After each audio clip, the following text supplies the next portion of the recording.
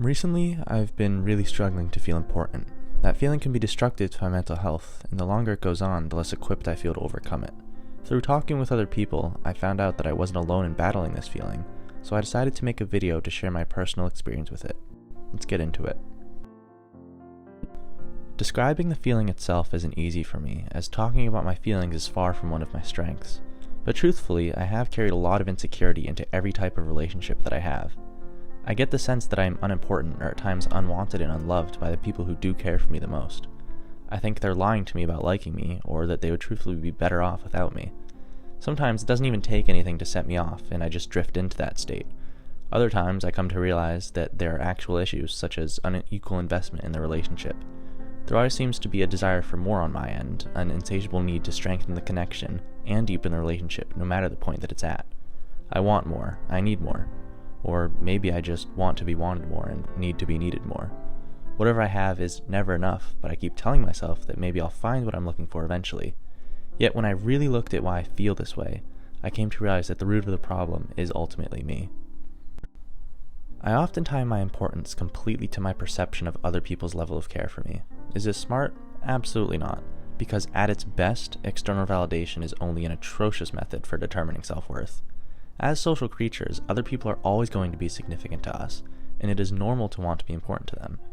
As American philosopher John Dewey once said, the deepest urge in human nature is the desire to feel important. Clearly, other people are embedded in our minds as worth giving attention to, whether or not we want them to be, or even if they deserve to be. But like all things in life, it is most important to maintain a balance between other people and ourselves. At the end of the day, no matter how other people actually feel about me, it comes down to how I feel about myself. I don't love myself properly. I don't think I'm worthy of love. I'm not yet important to myself, which is crazy to say on the surface.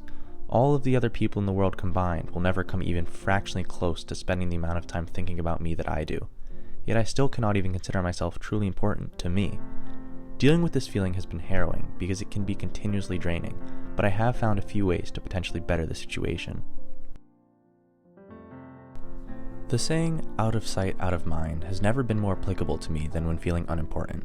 Looking externally, if there's nobody around, then there's nobody to feel important to. Recently, I was completely alone at my mom's house, and for those couple of days, I was happier than ever. Life was simple, and I was focusing on myself. I truly couldn't have cared less about the rest of the world. I felt important to myself, and that was all that mattered. College and communal living undoubtedly compound the issue of feeling unimportant, because there are always people around, and relationships with them make blocking them out impossible. Not even that I always want to do that, more so that I just can't. Maybe the solution is temporary, and could even be considered running from the root of the issue, but in moderation it can be much needed. After all, nobody claims that taking a vacation is solving all of their problems when they always go back to work the next week. Saying not to overthink things is dumb, because actually doing that is much different than just saying it. But being present and enjoying other people is such a big part of the solution here. It's only when I start thinking too much about my life that I find all of the imperfections and problems with it. Simply put, when I'm happy, I'm not unhappy. What brings others joy can't bring me joy, so figuring out what makes me happy is one of the first major steps. It's easier said than done, but as one of my friends told me, you can't make it out of the maze if you don't know where you are.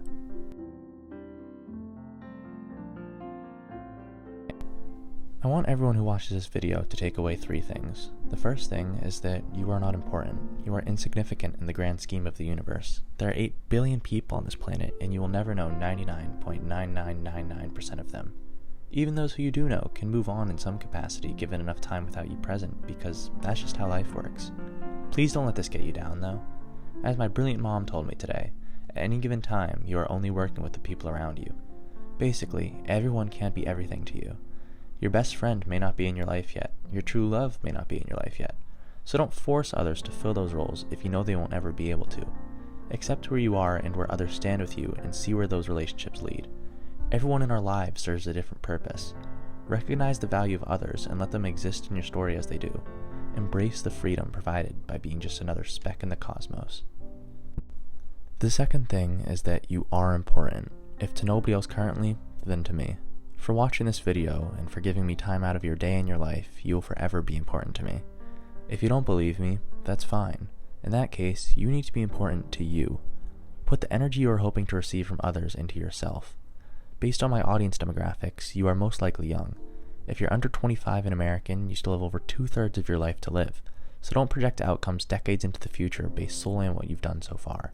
You can and will find what you're looking for, because good things come to those who work and wait. You have time, and I believe in you. Just try to enjoy the journey as much as the result. The final thing that I want you to know is that loving openly is only a positive thing. At times, I can be much too hateful of a person to realistically expect love in return from others, but loving freely allows me to share my feelings and make sure that others understand me. Doing this may not solve every problem, but if people are important to you, let them know. Make sure your love is felt, because I know for a fact that sometimes people just need to hear it. And please, please try to love yourself. I hope this video helps in some way. Much love, Avery.